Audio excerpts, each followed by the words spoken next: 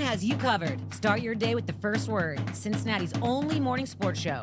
Power through midday with the working lunch. Cincinnati business talk that keeps you in the know. Nat tries that for lifestyle around the city. And the Rebound Rundown covers every corner of the college basketball scene in the tri-state and beyond. This is The Crown. Built for Cincinnati. First word for your morning sports. The working lunch for business that hits home. Nat tries that for lifestyle around the city. And Rebound Rundown for college hoops. This city deserves its crown. Watch, listen, subscribe.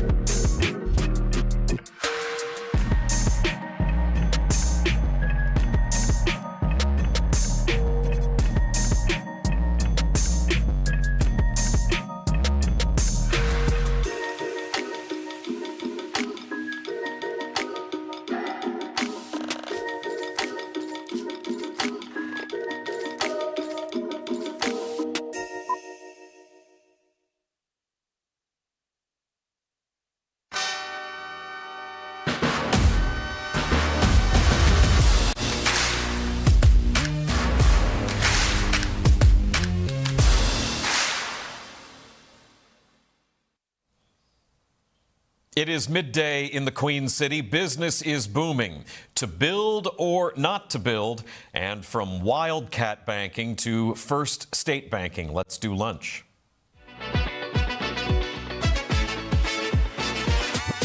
Cincinnati is a city that means business. Fortune 500 company HQs, renowned institutions like Children's Hospital and the Cincinnati Zoo, and letters that everyone here knows: TQL, GE, CVG, UC, and X. It's also a city that's large enough for new ideas to take root and grow. You know somebody who knows somebody who knows somebody, and you're in business. I'm Jack Crumley, and this is The Working Lunch. Hello, welcome to The Working Lunch. I'm Jack Crumley. This is our hour-long business show here on The Crown, where we bring you headlines about the activities of local companies and businesses. We bring you exclusive interviews with local leaders and CEOs, and we try to squeeze in a bite to eat, something to drink. Maybe we decorate a cookie before we send you back to face the afternoon. Thanks for watching. Happy Monday. Cincinnati business headlines, presented by First State Bank, built on belief and committed to doing right by our communities. First State Bank offers checking, savings, and mortgage services, all from your phone. They believe in this community and they believe in you. Visit FSB4me.com. That's First State Bank, member FDIC, an equal housing lender.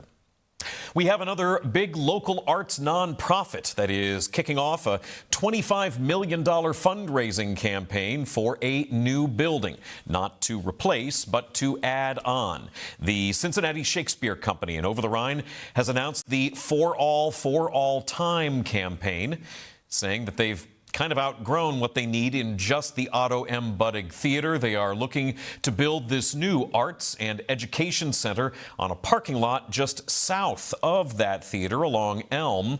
That new building will have a smaller studio theater. Let's take a look at what it'll look like when the sun hits it just right. There it is. So the Otto M. Buddig Theater is right there on the corner across the street from the transept, and the new facility there just a little bit down the street with that glowing gold light. Now, at the risk of being obvious, I am reminded of a line from Henry IV. When we mean to build, we first survey the plot, then draw the model. And when we see the figure of the house, then must we rate the cost of the erection, which if we find outweighs ability, what do we then but draw anew the model, in fewer offices, or at last desist, to build all? Thank you. Thank you. Oh, yes, thank you. Thank you. Theater minor. It will share production and design space with the main building to create a single integrated theatrical campus. There will also be room for year-round classes, camps, public programming, and more. Cincy Shakes looking to break ground next year. Get that out of the shot. International attention is back in the local area. Givaudan, a major flavor and fragrance company out of Switzerland, is going to spend $300 million for projects in both Springdale and West Harrison, Indiana. These projects are expected to create over 300 new jobs in the tri-state by the end of 2031. Construction is expected to get going in just a few weeks. The Business Courier says these new projects represent an investment that's about 40% larger than what Givaudan was planning at the old Dow chemical site in Reading. You may remember it did back out of the plans on that development just earlier this year.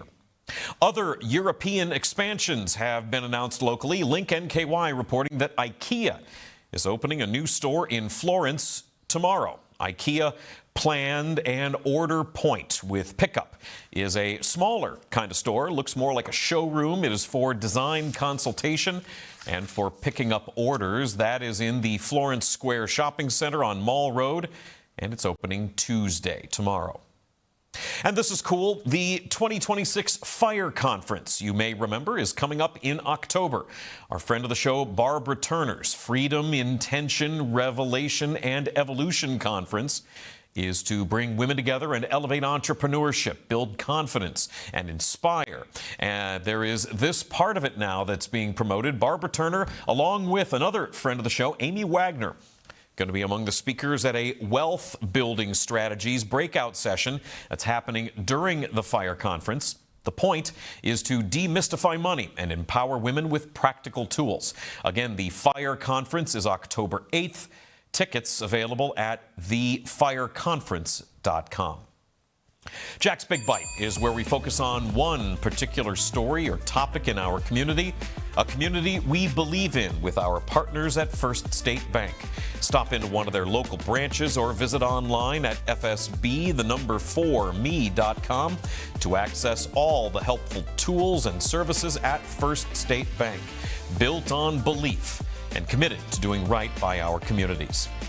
For today's Big Bite, presented by First State Bank, we are telling the story of banking in Ohio and the role First State Bank played, with roots going back to the 1800s. Shout out to the Ohio History Connection website for some documented info on this. The first institution in Ohio to issue notes for circulation as money was the Miami Exporting Company of Cincinnati, which was incorporated back in 1803. The early history of banking in Ohio is a little bit foggy due to a lack of records. Early banking here was basically free, and that ended up being a huge issue for stockholders and the public.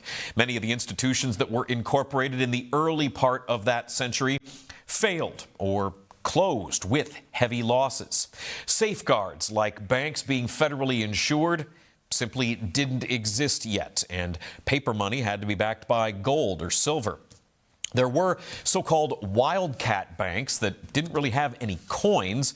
They just existed with paper, and the losses from wildcat banking meant pretty much everyone could be walking around carrying paper money that was simply worthless. In 1845, Ohio made a new system by creating the State Bank of Ohio with a supervising board of control. Even though we didn't have federal paper currency at that point just yet, modern Federal Reserve notes wouldn't be around until the early 20th century. But the act incorporating the State Bank of Ohio did provide for the establishment of independent banks. It is a step forward. That's good news. In 1884, Lucian Jerome Fenton formed the Winchester Bank Company, which is now First State Bank in Winchester, capital of $50,000.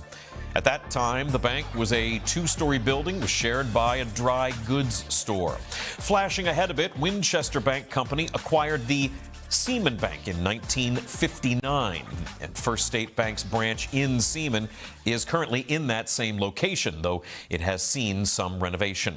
The Bank of Manchester was formed in the late 1800s, and in 1969, First State Bank was formed as a result of a merger between the Bank of Manchester and the Winchester Bank Company. With that merger, the bank had offices now in Manchester and Seaman and Winchester in Ohio. I think it's important to note that these are bank branches in rural Ohio, not big cities. Lucian Fenton and others who started those early institutions knew that there would be a need for banking outside of areas like the city of Cincinnati. First State Bank currently has 13 banking center locations in Ohio: Winchester, Manchester, Peebles, Seaman, West Union, Ripley, Georgetown, Mount Orab, Hillsborough, Washington Courthouse, Wilmington, Fayetteville, and Portsmouth. They also have 4 others in Kentucky: Maysville, Inez, Louisa, and Warfield. According to First State Bank's 2025 annual report, consolidated net income was more than $11 million last year. That is up more than 16% from the year before, with net interest income the big driver of that success. Net loans, investment securities, and deposits were all up in 2025 for First State Bank as well. 2025 was also when the Portsmouth branch had its first full year. It did $21 million in loans and over $4 million in deposits. The First State Bank Maysville, Kentucky Banking Center was voted Best New Business of 2025 by that area's local Chamber of Commerce. First State Bank is a sponsor of the Working Lunch. You've heard me say in their copy, built on belief. That belief also includes serving their communities. You can see some of the work that's been done just recently. Recent events like the team in Warfield joining Facing Hunger Food Bank to make sure local families get meals, and the Maysville team volunteering with the Rotary Club at the annual Oktoberfest. That annual report from First State Bank lists 173 volunteers. That is nearly every First State Bank employee. serving in 9 different counties to benefit 21 different organizations, again, all just last year. We're going to talk about all that and more with First State Bank President and CEO Mike Pell when we come back. But we got to take a break. Got some stocks of local interest for you to check out. You are watching The Working Lunch on The Crown. Stick around.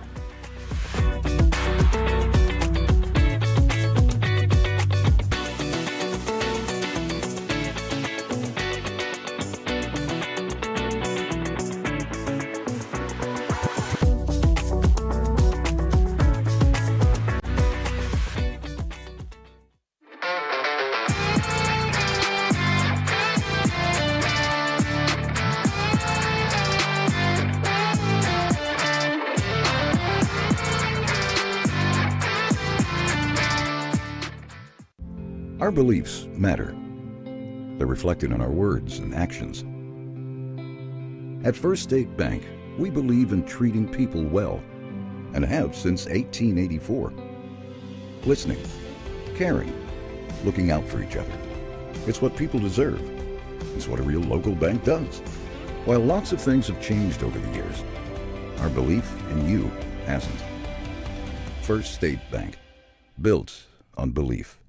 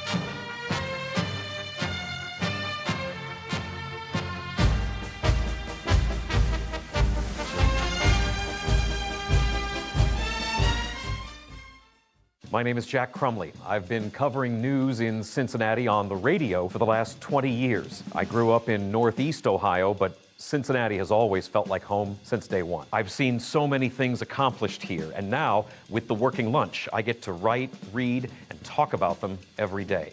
Hard-working people with a drive and a dream.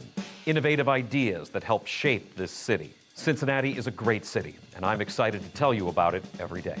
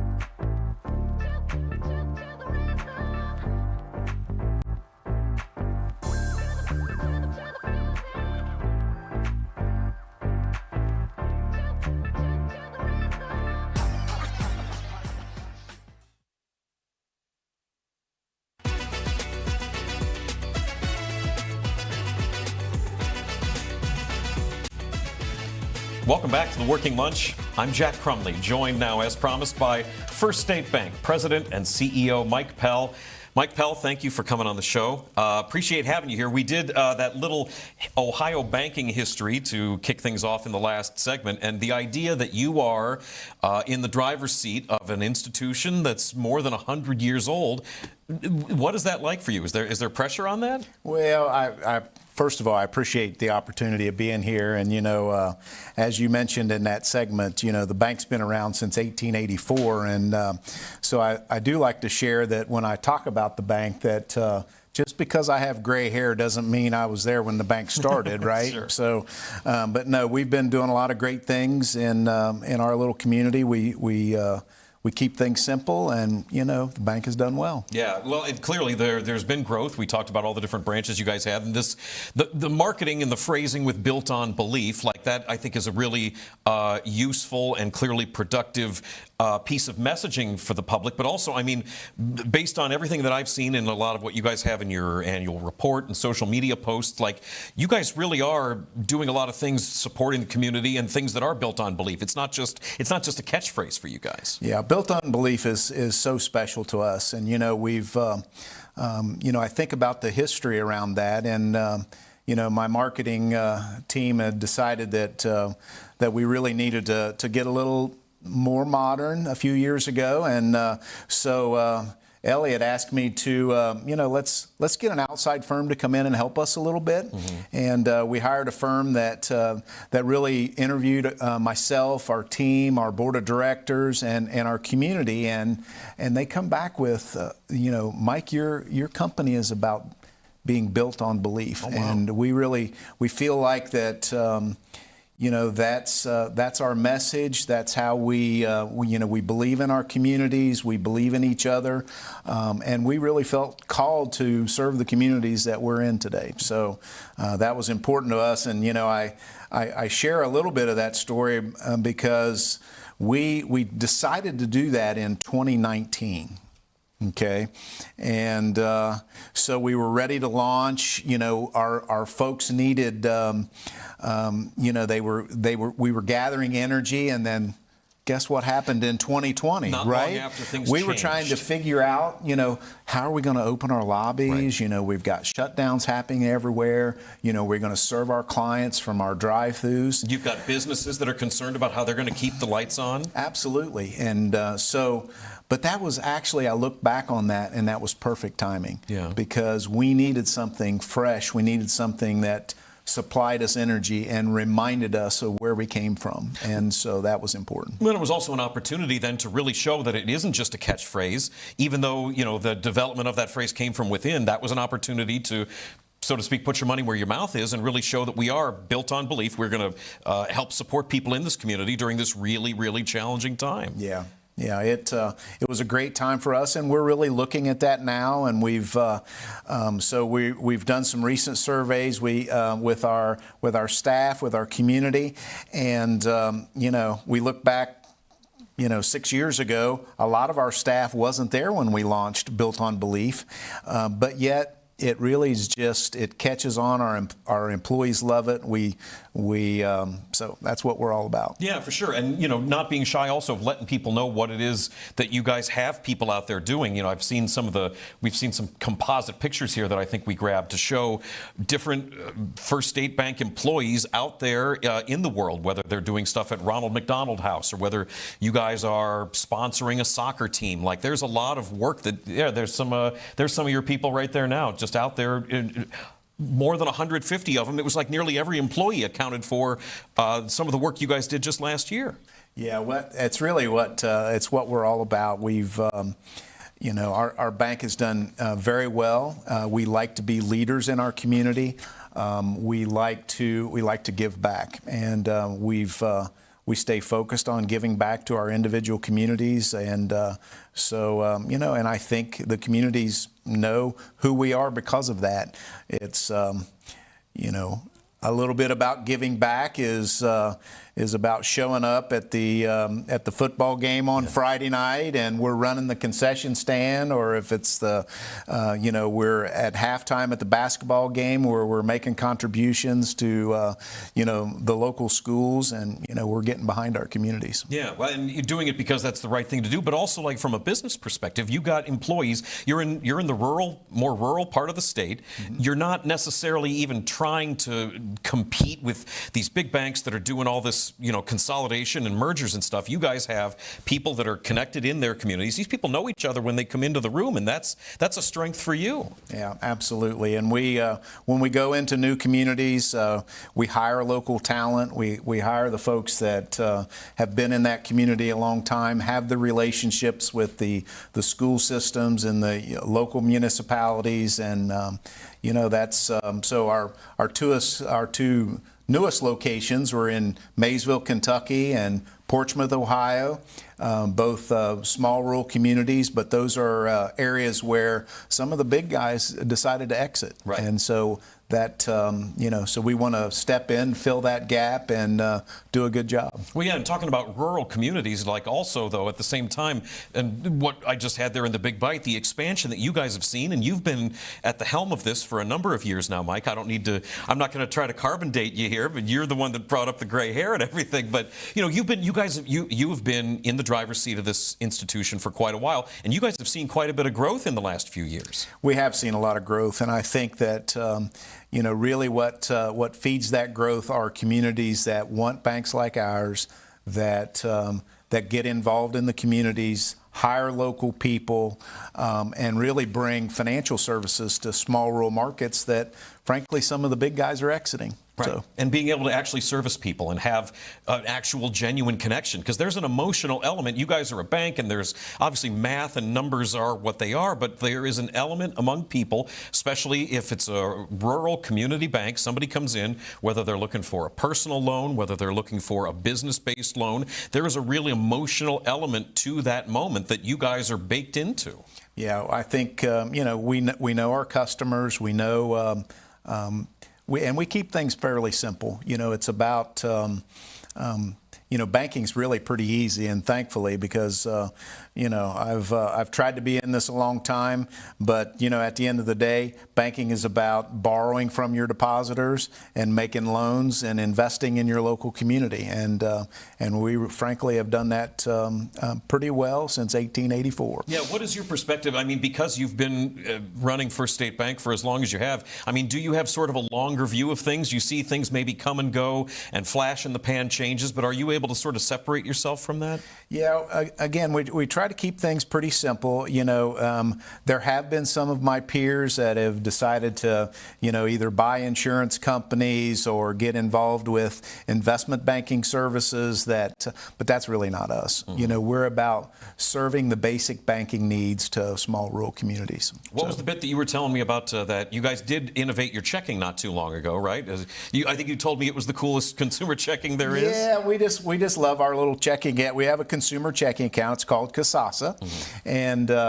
which really helps us incent behaviors that we want. So, our consumer checking account has a nice hot rate that, it's got a 5 in front of it. So, that gets people's attention. But in order to earn that good rate, you have to do certain qualifiers that, number one is use your debit card a dozen times in a month. Okay. And which is fairly simple. My wife has no trouble with that. Make sure you hit our website once a month so it has an opportunity so I can cross-sell you some other products that we have. And then don't make me send you a paper statement. Get your statement online, and we'll just email that to you. So if we incent those behaviors and you follow that, we give you a nice interest rate on your consumer checking account. Yeah, how's the response been? It's been good. It's been good. I got, before I headed down here this morning, I learned that in the second quarter of 2026, we opened 1,000 new accounts. So, it's working for our little community bank. Yeah. Well, and so what do you see from your perspective? You guys have, more than a dozen locations just in Ohio. What are you seeing in terms of what's working in those areas? Who's borrowing? Who's looking a little bit sketchier? How do you see, what's the banking perspective from your point of view? Well, I think, again, if you're a consumer or a small business in these smaller rural markets, the bar's pretty high when you have to deal with some bigger players. We try to keep things simple. We have a branch manager at each location. They all have lending authorities and they all have relationships. And so, really, working at our bank is not necessarily the consumer walking in our door, but it's sitting next to them at the soccer game on Saturday when you're watching your kids play soccer, and the conversation comes up where, hey, I'm interested in either doing a remodel, maybe I'm going to upgrade my house, and so that's where the relationship starts, and we develop trust in our community, and folks. They trust us, and so it's done well. What do you see as your role in these communities specifically, where you mentioned these maybe larger banks have pulled up stakes and moved someplace else? There's such more of a connection as far as what your role is. Yeah, we've, it is about connecting, and, especially our new markets. I mean, we're getting to know the folks there, what economic development plans they have, how can we get involved, and partnering with school systems, and so that's where we really find most of the opportunities is, hey, we've dealt with the big guy for a while. Mike, you're making it easy. What are other services that we can take a look at? And, I'll have to say that, we have to have the technology that the big guys have. We have to have the online banking opportunities. We have to be able to take care of a small business. We have to be able to deliver the technology that really the customer expects. And so, that takes a lot of investment, but our team's done well, keeping us up to date. And again, so I like to say that we have, the bells and whistles that the big guys have, but we also follow that up with relationships and trust, and so that's been good. Yeah, no, I was looking on your site too in terms of what you guys offer for tools for business owners. There's a management tools section that can help maybe if I'm a small business owner, if I've got, say, a little coffee shop or a bakery and you guys are my bank, like there's anti-fraud tools. You guys offer stuff for business owners where if I'm just trying to worry about making enough coffee or baking enough muffins, like not having to worry about fraud because I've got this other protection that the bank is offering, and that's you guys. It's not some out-of-town outfit. That's exactly right. Probably the biggest challenges to the banking industry today is fraud. That's what I was going to ask. And it's and we really spent a lot of money trying to protect the customer, protect the bank. We have positive pay. It's an opportunity where if a small business issues either their payroll or their payables, Positive Pay just matches those up, and if something looks unusual in the activity, we're able to flag that. We can call the customer and say, hey, did you write a check to that Jack Crumley guy? If not, let's, if that's not the case, let's go back and take a look at that. So. Okay, sounds very trustworthy. That's okay. Mike Pell is the president and CEO of First State Bank. We are going to take a break. We're going to get more from Mike in terms of how you came up, and did you always want to be the president and CEO of a banking company? That and more with Mike Pell coming up when we come back. You're watching The Working Lunch on The Crown.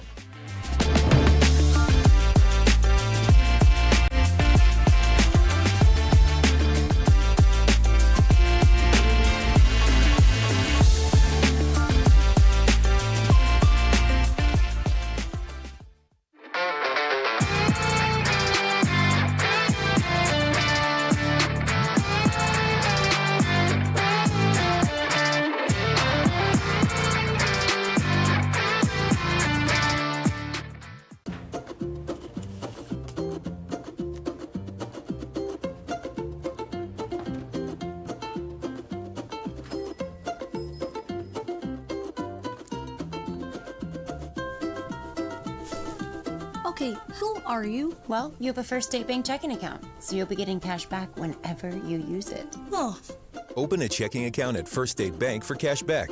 First State Bank, built on belief. how did you get in here?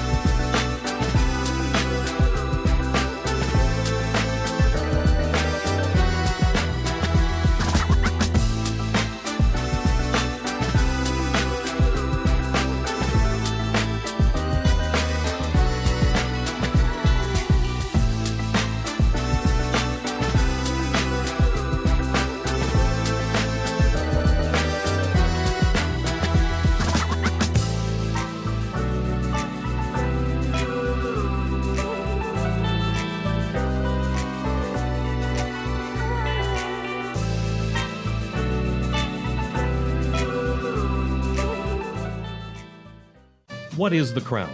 It's simple, really. Authentic Cincinnati entertainment. Not hot takes from a studio 3 states away. Not national noise pretending to know this city. Rather, bringing a voice to those who call the Queen City home. Where can I watch The Crown shows? Join us live from 7 to 11 a.m. for First Word and 12 to 1 for the Working Lunch on RESN. No live TV? No problem. Stream and interact with all of our content on major podcast, broadcast, and streaming platforms. The Crown is Cincinnati. Loud, passionate, competitive, proud. From early morning sports debates to the business leaders shaping the riverfront, to the fans, stories, moments, and culture that make this place move. Live shows, podcasts, documentaries, digital content built from Cincinnati, for Cincinnati. This is The Crown.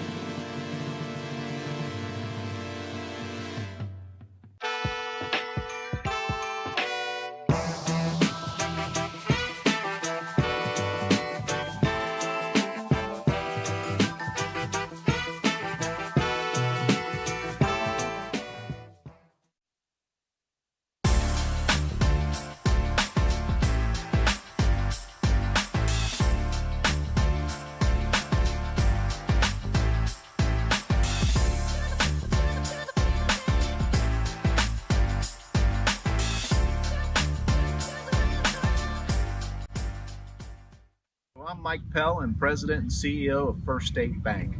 Our community bank is located here in rural southern Ohio, and we serve the communities of Adams, Brown, Highland, and Fayette counties. Our community bank is locally owned and operated, and we are passionate about serving our communities. I'd like to share one of our latest projects that we are so excited about. Directly behind our headquarters here in Winchester, Ohio, our local village has maintained a park. Welcome back to the Working Lunch. That was a little time capsule for you. Mike Pell is the president and CEO of First State Bank. That was you kicking off a little construction project in Winchester, a park that was right near the bank branch. In terms of, doing things for the community, I thought that was a nice piece of evidence right there of what you guys did a few years back. Yeah, a little history around that. That's been, 10 years or so ago. But, our little bank's headquartered in Winchester, Ohio, which is less than 1,000 in population. But so, any little bit of movement gets a lot of activity. Sure. But so what we done there, we saw that our bank was continuing to grow, And so we wanted to, we needed to build an operations center. And so, as we continue to add branches and, we want to keep our headquarters there local. And so we, right next to where the bank operated was a big old home that had changed hands a few times. And, but we end up tearing that old house down. Now, I was a little bit of the go to Winchester for a while for actually tearing Mr. Fenton's home down. So we tore that down and we built a beautiful operations center that still serves us today. Yeah. And right behind that facility was the village park that really needed a lot of work. So we got we partnered up with the village. There was actually a tennis court there that we removed, and now there are basketball courts. There's a shelter house. There's a nice parking area for the community, and we've rented that for the next 30 years for $1. Oh, right on. And so the village of Winchester really appreciated that, and we were continuing to bring jobs to this small community. So I really thought about that for a minute, and I thought, now if I was able to talk to Mr. Fenton today, he would appreciate 50 or 60 new jobs in Winchester rather than looking at his old home. So anyway, that was a great project. Our community appreciated it, and we've it's very nice for our employees. Yeah, for sure. Boy, there was a time probably that he would have remembered in Winchester where 50 or 60 new jobs would have been like 100% of the community getting work. That's great. Yeah. Mike, what is it like for you as far as, again, you're the president and CEO of First State Bank, and because of, again, we talked about the long view, we talked about what it was like when COVID hit, but also you were around when things got very challenging for banks as far as when the recession hit in 2008, and being able to, again, take the long view and see how big of a change was that, because now we've got stress tests and there's a lot of technology that's applied to banks to make sure that everything's staying on the right track, and that means making responsible decisions in the run-up to things. Yeah, so, I remember that time, and I think, of course, I have twin boys that are 22 now that get a little credit for my gray hair, but that 08-09 period really was a stressful time for the industry. And so, it was about, working with clients, figuring out where, how are we going to work with those folks that are really having trouble with cash flow and some other things. But we really survived that very well. And I think, I think back on that time that, our loan portfolio performed well during that period of time. Folks had equity. Again, they trusted us. We worked with them.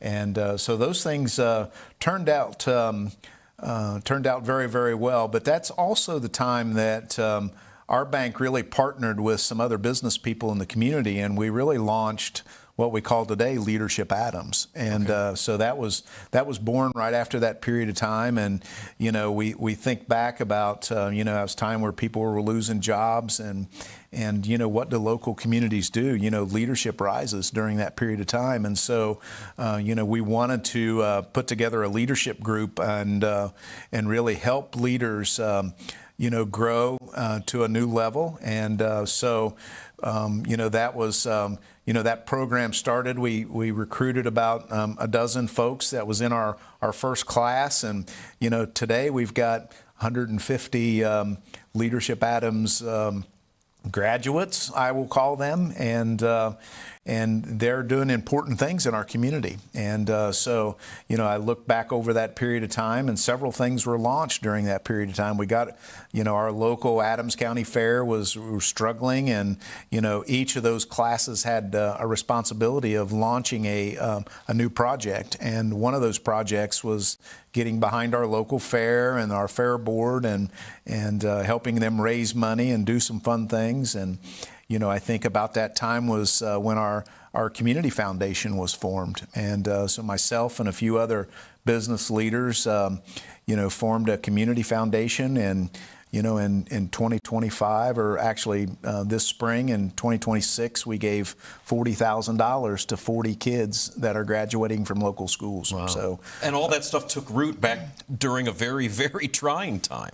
was a stressful time, and we thought we needed to step up and do some positive things, and so we were excited, and we're proud about what we've been able to do since then. Yeah, right. Mike, where'd you go to school? Did you always want to be a banker? So, I thought, I went to a little small school in Kentucky, and Morehead State, and I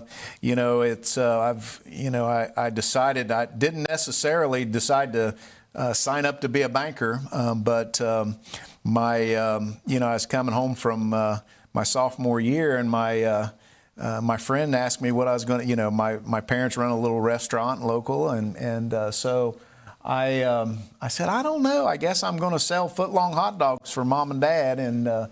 Oh no, she said, you need to. My brother is a banker in Hillsboro, Ohio, and he thinks that job's kind of cool. And so in 1983, I decided to go apply for an internship at a local community bank there in West Union, where I live, and I've been in the bank ever since. Well, so I mean, you were bitten by the bank bug then. That was you tried it, and hey, Mikey, he likes it. That's right. That's right. I thought, well, when I first started out, I thought it may not be my job forever, but at least I'll know where all the money is. And did you start like as a teller? I did start as a teller, and so maybe my first job was shredding paper and between cash and checks for customers. But I got to know my community, and so that was about the time that ATMs were first being launched. Mm-hmm. And I remember coming to work one day in my coveralls because I was going to have to crawl under the floor and run this data line that was going to our first ATM in West Union, Ohio. No kidding. So that was fun. Well, so what does that mean for you as far as coming up in this industry and really starting at the entry ground level position to now being president and CEO and having that understanding of what all the people in your organization, what their responsibilities are and what they do and how hard the work is? I mean, that has to influence your leadership on some level. Oh, absolutely. If it's about relationships, and me understanding from the ground floor on what processing a check means, what it looks like. I remember back when we thought the end of the industry was going to be, checks are going to go away, or we were going to cross from 1999 to 2000, and everybody was concerned. But, we were, this industry's resilient, and we were able to survive. Anyway, I look back on the stresses in the industry, and, frankly, during that period of time when I started, there were 15,000 banks in the country. Mm-hmm. Today there's less than 5,000 banks. And the strong is going to have to survive. Communities are going to continue to do well, but we need community bankers out there doing good. Well, and specifically in that vein, I want to make sure to ask you about, you're a part of the Federal Home Loan Bank of Cincinnati, and the role that you play in that on the federal stage, you told me, is really important to you. Yeah, it is. So the Federal Home Loan Bank in Cincinnati is, there's 11 Federal Home Loan Banks across the country. One of those 11 is headquartered right here in Cincinnati. And the Cincinnati Bank, we're responsible for members in Ohio, Kentucky, and Tennessee. And so our membership is about 600 members. The Federal Home Loan Bank's really a bank for banks. Yeah, 600 members meaning banks. Well, they're not all banks. Some of them are insurance companies, credit unions. Those are all eligible players in the Federal Home Loan Bank system. But it's that's my role there is being the community bank, making sure that the Federal Home Loan Bank takes care of banks like mine that need liquidity, need to have an opportunity where we can sell mortgages into the secondary market, and I think my role is representing maybe the 150 community banks that are still in Ohio. Well, you're talking about Ohio and into Kentucky and into Tennessee. That just by my knee-jerk reaction feels like there's a pretty high population of rural areas that need banking consideration in that. Absolutely. Of course, the Federal Home Loan Bank customers are big and small. Again, I think my role is to represent the small banks that are serving these communities. But it's such an important it's such an important institution. The Federal Home Loan Bank does great things. We're able to get advances and again provide an opportunity for us to sell our mortgages into the secondary market. Yeah. So we talked about all the expansion and the growth that you've seen just in the last couple of years. Are there any other, you guys looking to expand any other plans coming anytime soon, or we're just circling the wagons? Absolutely. I think that, as we continue to grow, get better, there's going to be more and more communities that need services like ours and want partnership like ours that's going to step in and hire local people and really make a difference. I don't see that some of our bigger peers are probably going to be pulling out of more of these smaller communities, and that just opens the door for us to come to town and do a good job. Yeah, I mean, that's a need. There's an opportunity there, and I think you guys are really uniquely suited to fill that need. And I would imagine you've got a lot of people who are very grateful that need is being filled. Yeah, well, we appreciate those opportunities, and I think it is. It's a situation where I think there's always going to be a need for the community banker down the street, and so we want to do our part. Mike Powell is the president and CEO of First State Bank, proud sponsor here of the show. Mike, really happy to have you on. FSB4me.com is the website. You say it, you just heard it in action, the built-on belief element of the community bank like First State Bank. Really great stuff. Mike, really appreciate you coming on. Thank you very much for this opportunity. Appreciate it. We got to take a break. We got more Working Lunch when we come back. Stick around.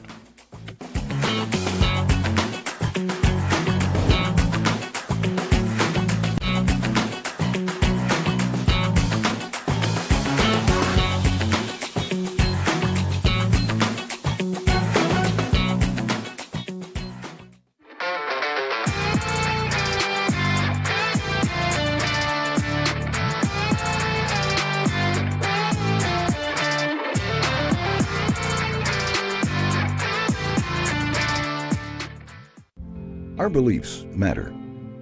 They're reflected in our words and actions. At First State Bank, we believe in treating people well, and have since 1884. Listening, caring, looking out for each other. It's what people deserve. It's what a real local bank does. While lots of things have changed over the years, our belief in you hasn't. First State Bank, built on belief.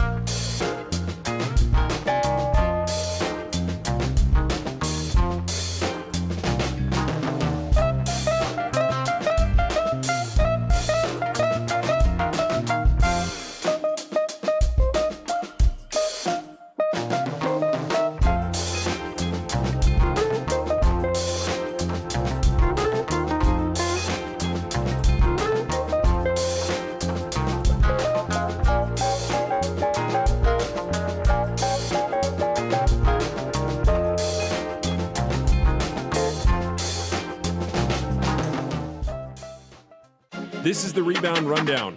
I'm your host, Paul Fritchner. Your home for college basketball in the Cincinnati area and across the country every Monday through Friday during the season. Previews, recaps, breakdowns, interviews, and more. You can find it all right here. Your one-stop shop for a quick dose of college hoops on your morning commute. Make sure to subscribe on YouTube and wherever you get your podcasts. Hi, my name is Natalie Jones, a Cincinnati native, and I have been in media for about 10 years now. Formerly on the radio here in Cincinnati, I grew my love and obsession with finding all things fun in Cincinnati and have now made it my life. I'm originally from the West Side here, and then I've pretty much been a downtown girl ever since college. But I did leave for 7 years, and during that time, I really grew and harnessed and cut my teeth doing stand-up comedy in Los Angeles, learning how to ski in Colorado, and now I'm back here in Cincinnati, driven by curiosity and grounded by family.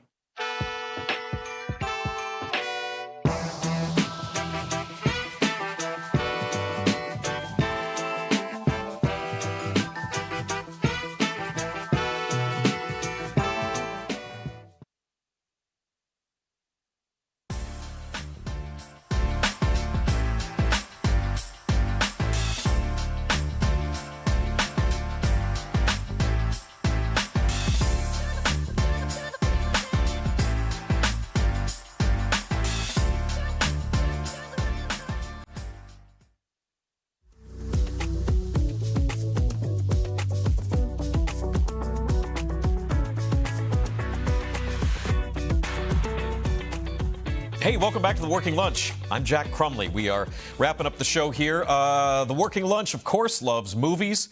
Movies are big business, so what a wonderful opportunity to bring some movie box office news to you coming off of another weekend here in the summer. We got to give big congratulations to Sony.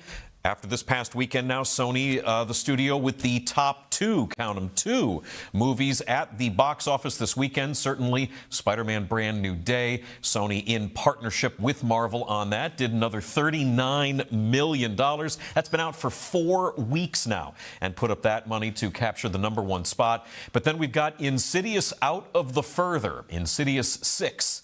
We live in a world where we have half a dozen Insidious movies. That came in second with just over 25 million. So Sony really ruling the box office this weekend. Then, of course, The Odyssey, still a money-making machine, largely because of IMAX screens, which it is splitting with Spider-Man Brand New Day at this point. The Odyssey, doing some more money there. Really great stuff. Spider-Man Brand New Day has been out for 4 weeks, just did another $39 million. That's made $855 US. It is just over $3 million away now from beating Avengers Endgame's all-time total. Now, at least in the domestic box office. Something to keep in mind on that, though. Avengers Endgame is going to be re-released into theaters in about a month. They're throwing in some extra scenes because Marvel and Disney really trying to prime the pump for the release of Avengers Doomsday in December. So certainly Avengers Endgame going to be making a little bit more money here before the fall time is done. Insidious Out of the Further, again, opening with more than 25 million. Do have some info here from Deadline reporting that according to Relish Mix, this new Insidious movie had over 280 million followers on various social media platforms in the run-up to its release. I think that's an interesting idea, the way a film franchise builds up support on social media and then can lean into that when a new movie is coming out, like, say, the 6th in a series, and be able to have that be something that is a way to track what box office is looking like. Speaking of tracking box office, domestic box office this year now hitting over $7 billion. That is just theaters. Really good news for theater operators. It's up 20% from last year. More than $4 billion made this summer versus last summer. Other movies that made an impact on the box office this weekend. Paw Patrol came in 4th. I know Dave in our control room was a big fan, really looking forward to that Paw Patrol movie. And then The End of Oak Street did just right about $9 million to come in behind that. I saw The End of Oak Street on Sunday. This is the Ewan McGregor, Anne Hathaway movie where a family ends up transported back to dinosaur times. It's wild. It was a ton of fun. And if that movie would have come out over a different weekend, I think it probably would have done a lot better. We do have time to get into this. Tickets, if you're a music fan, tickets for the Usher and Chris Brown co-headlining concert tour that is coming to Paycor Stadium in October. Tickets for that show, the R&B tour, went on sale this morning. That tour has sold over 500,000 tickets for its first 13 venues so far. All of them sold out. That tour has grossed over $100 million in its first 8 shows. Now, here's the thing. A little bit of note for you. If you're like me, I mentioned this last week, I'm not a very big Chris Brown fan. If you have an issue with going to see Chris Brown because of things he's been accused of, potentially things he's been found liable of, do have a little bit of good news for you that comes by way of TMZ. A judge last week ruled that Chris Brown's former housekeeper, who was seriously injured in a dog attack that Chris Brown was held liable for by a jury, that housekeeper won a $13 million judgment against the R&B singer. The judge in that case ruling that housekeeper now has a right to collect on that money from money that Chris Brown makes on this tour. If that helps be a salve on the wound, so to speak, for spending money in various ways, you don't have to feel bad about buying tickets for this tour. You get to enjoy it because it's going to help a housekeeper who, again, has been going to be able to cash in on some of that, who Chris Brown was found liable for in a pretty nasty-looking dog attack. So good news on that front. Hey, thank you for watching The Working Lunch. I would like to thank my guest today, Mike Pell, the president and CEO of, let's check it out, First State Bank. Built on belief. Very happy to have them as a part of the show. Mike brought this in for me. Thanks for that. Really excited to talk to him about being a community bank and what that means when so much attention gets put on big cities. We'd like to make sure we incorporate as much of this area as we can, and certainly community banking plays a big role for a lot of people. We are just kicking the week off, but certainly we've got plenty of more programs coming your way here on The Crown. First Word is back tomorrow morning at 7 a.m. Bengals getting ready for the season. Certainly we'll have a new Nat Tries That this week on Tuesday. Rebound Rundown. I know Paul Fritchner's got some things in the works on that. You can stream us live or on demand. CincyCrown.com. Appreciate all of you watching, sharing clips, telling friends. Here's all the different ways that you can watch us. We're over the air on 19.3, but certainly our online presence. This .com thing keeps on going, and it's certainly playing a role in what we do. Thank you for telling everybody. Thank you for watching. We are back tomorrow with more Working Lunch at noon. Thanks a lot.